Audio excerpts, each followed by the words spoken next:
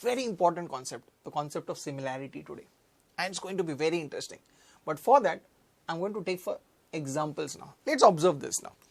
You observe there are two circles on the screen, right? And you see there are two squares and there are two rectangles which you have on the screen here, right? Now, what we are going to learn, observe very carefully. Now, what I'm going to do is, in the first case, with those two circles, I'm going to lift one circle and place it on the other. Observe, right? This is what I've done. I picked it up and placed it on. What happens? What did you observe there, right? What did you observe? Yes, one circle exactly fits into the other. That means, in other words, you are saying that they coincide with each other, right? They exactly fit into each other. This is what you saw.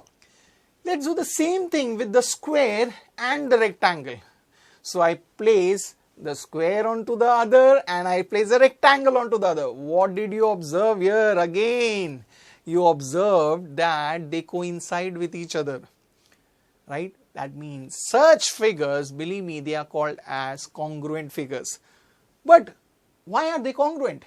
If you see, they exactly coincide with each other. That can only happen when they have the same shape and the same size, right? So they are of the same shape and the same size. So that means when we talk about congruent figures, what are they? Figures having the same shape and the same size are said to be congruent figures. And a very simple example which we can have is, I take my palm and I place the other palm on it. Does it exactly coincide with each other? Yes. So that means we can say that both the palms are congruent. So congruent means they have the same shape and the same size. Beautiful.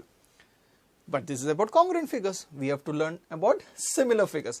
Let's take few examples of similar objects, right? Similar objects may we have the actual Taj Mahal and just a replica of that, right? So we have the Taj Mahal and a toy Taj Mahal, right?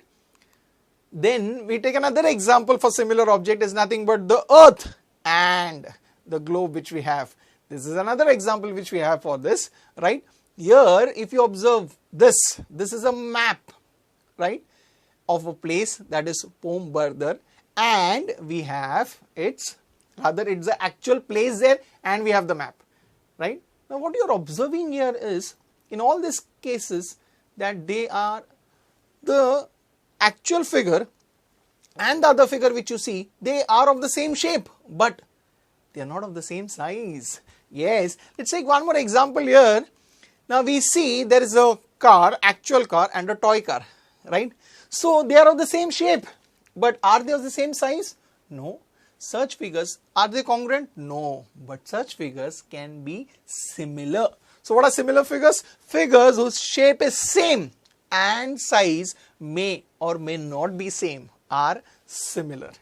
So in congruence, what we have, they are of the same shape and the same size. But in similarity, they are of the same shape but not necessarily of the same size. That is what you mean by similarity. And in this chapter, we are going to learn not about similarity of such objects, but we are going to discuss about similarity of triangles. And that is what we are going to discuss further, right? Easy?